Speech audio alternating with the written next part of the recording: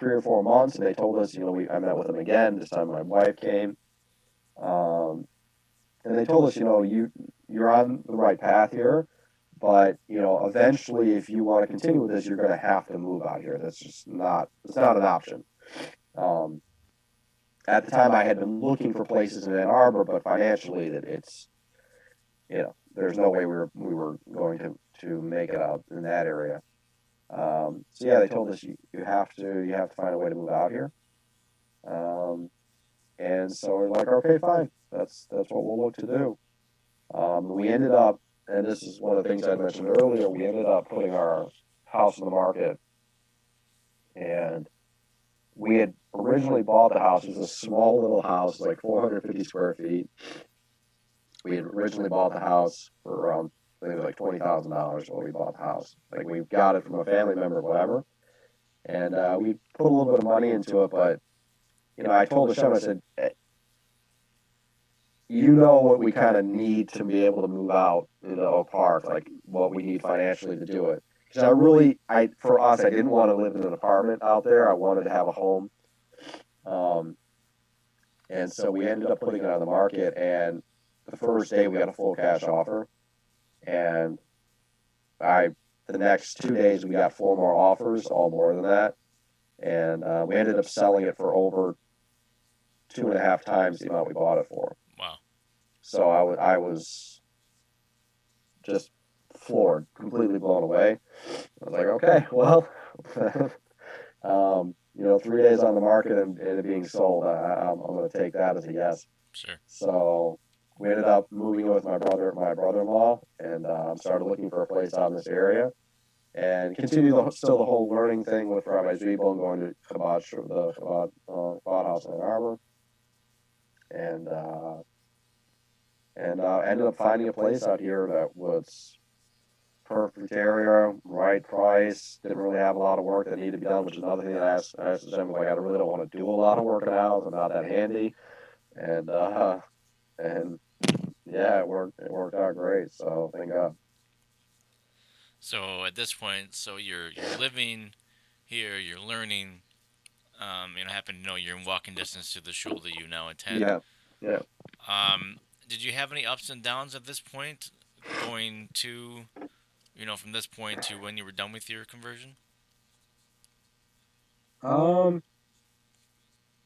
Between or during that time to my conversion, I don't know. I don't actually think I really had, from what I can remember, I don't really think we had too many ups and downs. There was a little bit of there was a little bit of difficulty for my wife because, excuse me, as I mentioned earlier, I was the type of person, I started learning something, I started immediately, okay, let's put it into practice. So I had as a very young and ignorant husband, forced a lot of changes on my wife that she was up for, but not all at one time. Let's put it that way. So there was a little bit of difficulty there, just learning how to deal with the situation, so to speak. How to make sure she was happy and she was comfortable with where we were going. And there was a little bit of family difficulty. Just, my parents were a little bit afraid that we would kind of cut them off, moving away. And the group that was originally meeting had basically stopped meeting.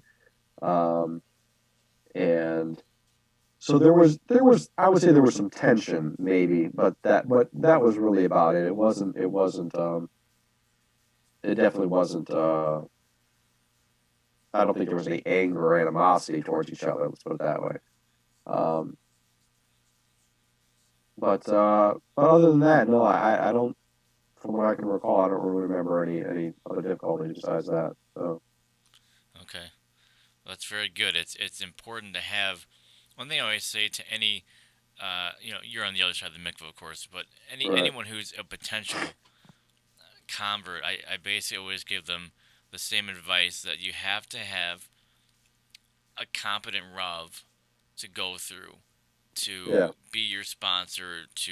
You have to have a good filter to go through. Don't go through.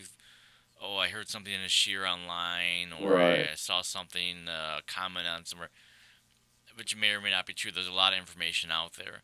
I started listening to things online. It's funny you mentioned the whole Rabbi Sober things. I said the exact same thing to him. I said, "Oh, I heard you share him online." He just kind of smiled and nodded, and but like I said, there's lots of information out there, but it's important when you put it into practice to have a certain. And you mentioned that with your wife and saying, "Okay, I want to do this and this and this," and even with then, it's one thing I would say that there's a level of responsibility that a ger has. You have responsibility to serve Hashem.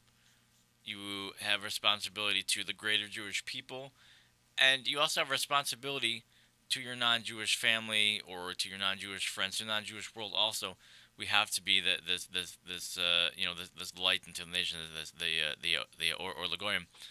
And it's important. It really is kind of a balancing act that I think not everyone really understands.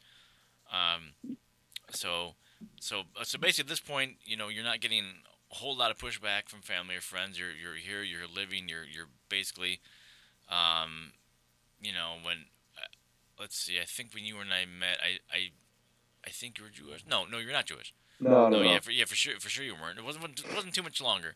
But I mean, I remember, like if I wouldn't have known your story or anything about you, I would have said, "Oh, who's these new Chabad guys in the neighborhood?" You know. So I think it's really I think that's a nice, very a nice testament to how much you wanted to take on and how much you wanted to just say, okay, this is my new life. And I think it's very important for any Garrett to come to that conclusion. So at this point, things are going along, and then the VOD decides to convert you. So tell me about what was your mikvah experience like? Yeah. And actually, it remind me because I'd like to jump back to one of the points you just mentioned about the family, but I'll answer your question about mikvah here in a second.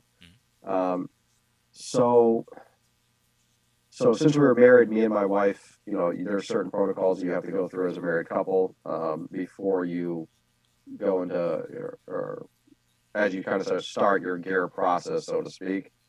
Um, and so we adhered to all the things that the rabbis, the Mason told us we had to do. Um, and when we came into it's funny. So what was it? Or actually, I'll tell that part afterwards. Sorry. Um, so we came to when I came to the mikvah, uh, that was a very surreal experience. Just because you talk about things, you hear about things, you learn about things, but until you actually experience it, there's a wide gap there, so to speak. And I won't say that I had any mystical experience or any vision or anything like that, but what I will say is that there was an overwhelming sense of peace that I experienced. That it was like, okay, you've been pushing, you've been searching, you've been learning, you've been seeking, and you've reached a place here. You've reached a good place here. That you've reached home. Actually, you could put it that way. There's you're where you're supposed to be, which was extremely comforting for myself, and I'm assuming my wife also. It was,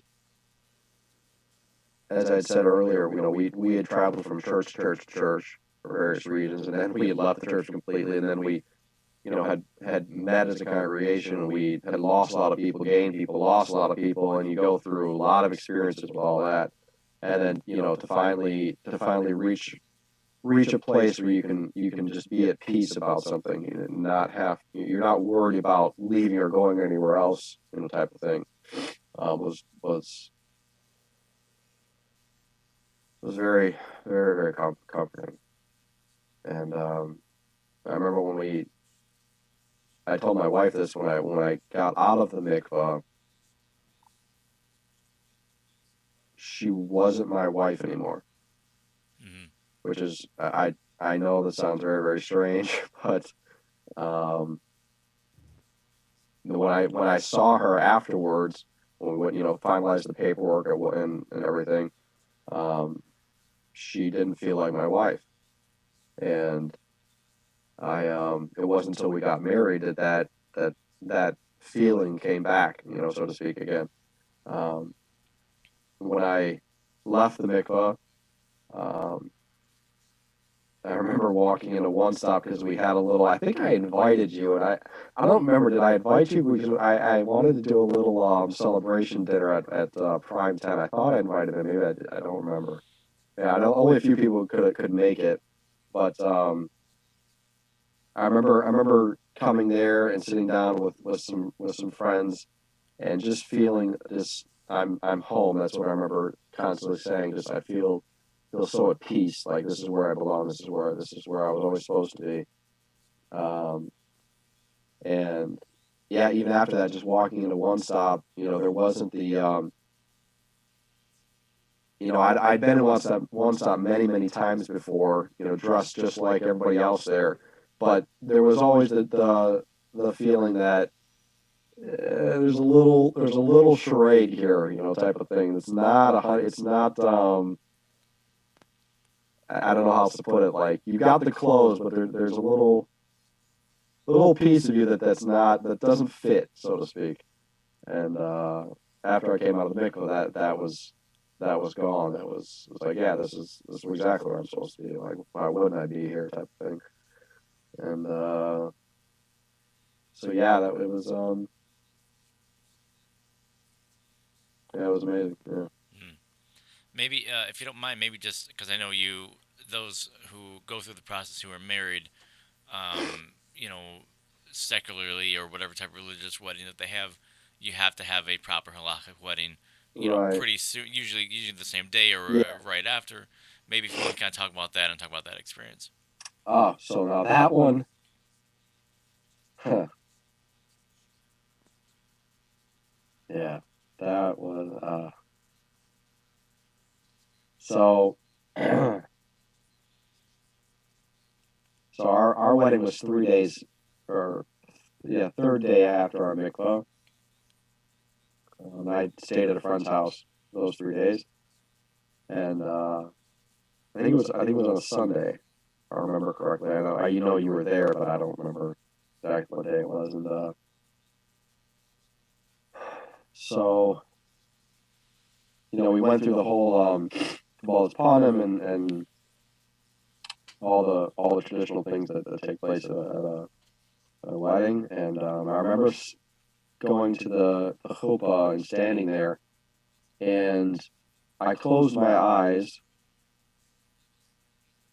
and in the Chabad world we sing the altar of its nigun, Hmm. and during the chuppah ceremony, and I remember closing my eyes and weeping, um, just constantly weeping because and this is the only way I so to speak visualized it or could see it, was that I felt as if Avram Avinu and Sarah Mena were standing there and were smiling at me, Hmm. and me and my wife. It was that was a surreal moment. That was amazing. Um,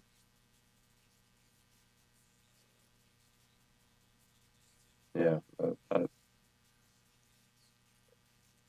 that's an experience that I'll never forget. Sure. Yeah. The chuppah is I mean, for me, it was a very heavy moment. Also, I tell people it's hard to explain really. I almost say like it's out of body experience. I really can't explain it, Mm, and it really just is such a strong establishment to the Jewish home because you're making your first home there, so to speak. It's the roof over your head, so to speak, and it's a huge deal. And I don't know if you remember saying this. I remember you saying um, that you spoke afterwards, and everyone was at the meal, and you thanked the Jewish people for waiting to accept you.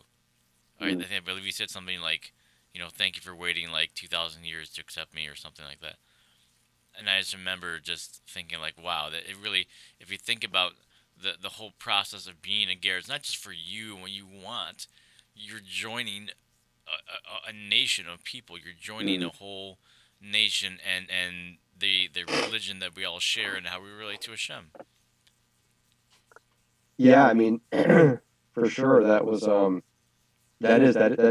precisely what was on my heart when I did speak at the during the meals. That you know, thank you for being here, like, and not just being here at the meal, but I mean just being here, being alive. Like, you think about what our people have gone through, and the the hand of Hashem that has just gotten us to this particular point in time, and what it took to get to this particular point in time, so that somebody like me and my wife can attach ourselves to the Jewish people, is well, it's a little humbling if you think about it, and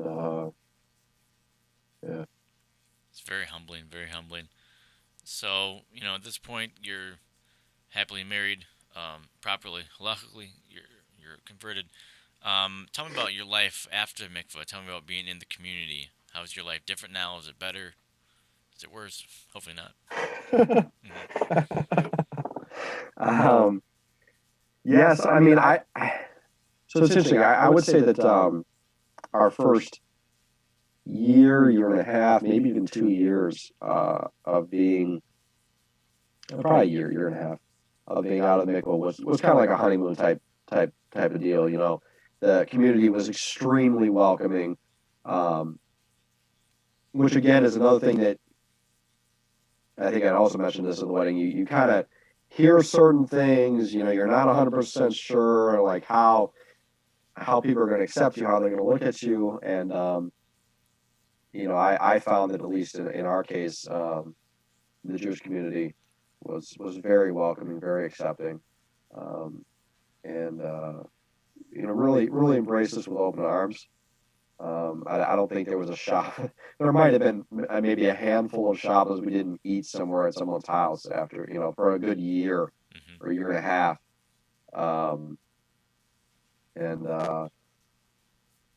but yeah, so it was amazing. I mean, I remember our first Simchas Torah at shul was that was an amazing experience.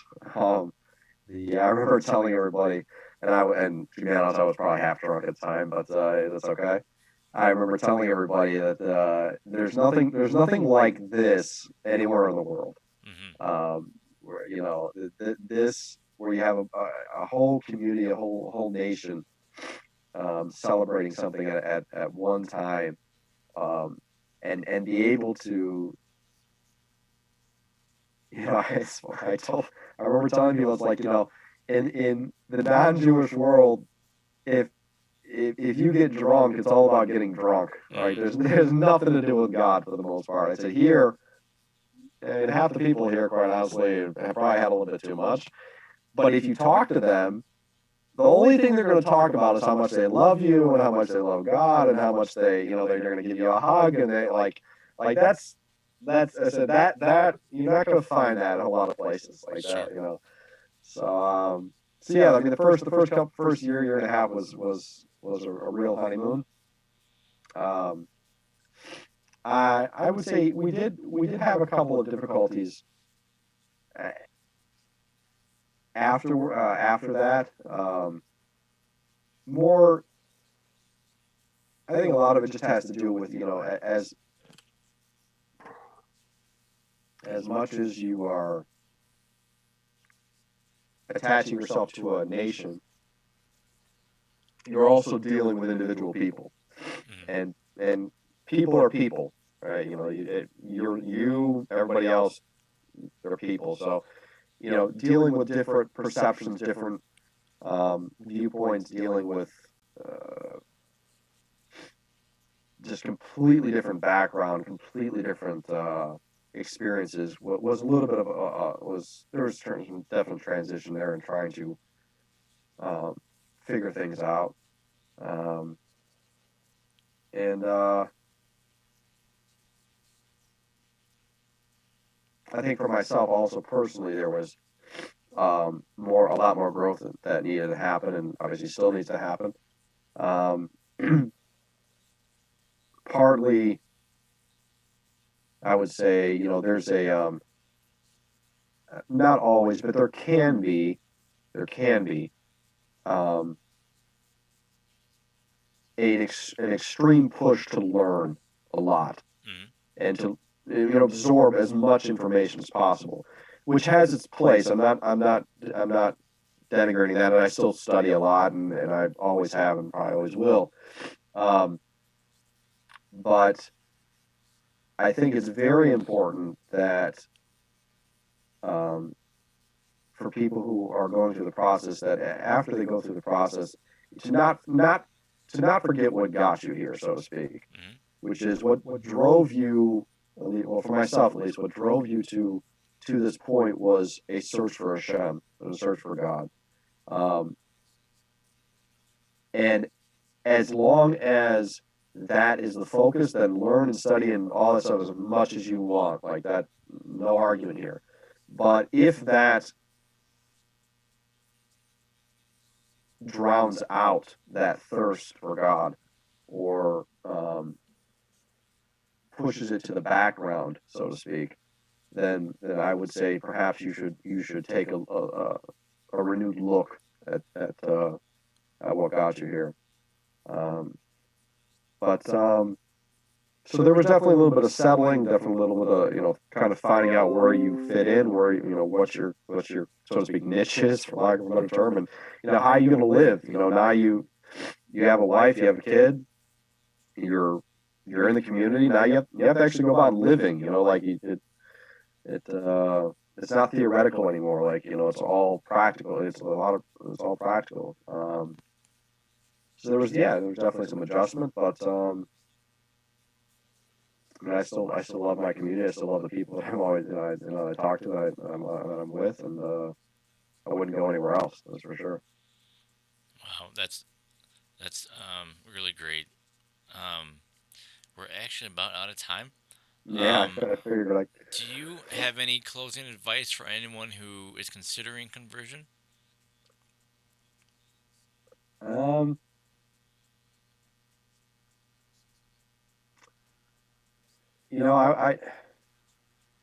I guess I would say something similar to what I just recently said, is that um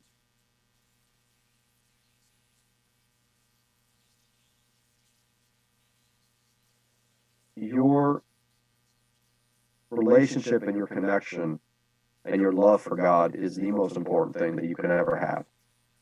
Um, how that gets strengthened or enhanced or even found may be through Judaism. It may be your path to convert, and it might not. Um, I don't push people towards conversion or turn them away for conversion. That is a personal decision that everyone would have to make on their own. But I have dealt with some people who were interested in conversion, started the process, and didn't finish. And when I had originally met them, um, it was kind of obvious to me that something's not 100%, that something's a little off here. Um, Not because they weren't practicing or not because they weren't learning, but what their motivation was a little askew, at least from what I could tell. And so that would be it. Is that what are you searching for? What is it that you're trying to find? You know, searching for God, searching for God's truth, for His love, for that's that's all that matters. And wherever that leads you, um, don't be afraid to follow it. If that means to follow it in Judaism, then take the step. Be courageous. Um, And if it's not, that's perfectly okay too. Be courageous not to. You don't have to be feel peer pressured into something. Um, but yeah, that's basically about it. That's very very good advice. There is a certain level of courage that I think anyone has to undertake a completely different lifestyle.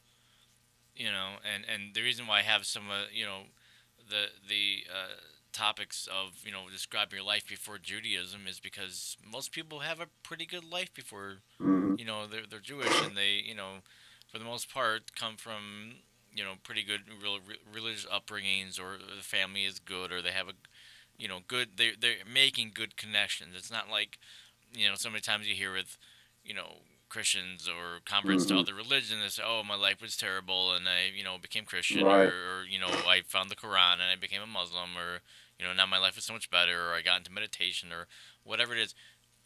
For the most part, most um, people that come from religious or even a not such religious background usually have a decent life, but something pulls Hmm. them into Yiddishkeit. A good friend Hmm. of mine said he said that he didn't feel that he's choosing Judaism, like Judaism is choosing him. Hmm. And so it's very, like I said, it's very important just to make certain, like, kind of more like what you mentioned, to have the courage and to make certain where you're going to be, and like I said, also to have the proper filters to go through, which Shem seemed to line all those up for you. Hmm. So Yeah. okay, Ovadia Dillion, thanks so much for coming on the show tonight. It's so nice to hear your story. And like I said, thanks for coming out. And we will see you next time here on Journeys for Judaism. Have a great evening.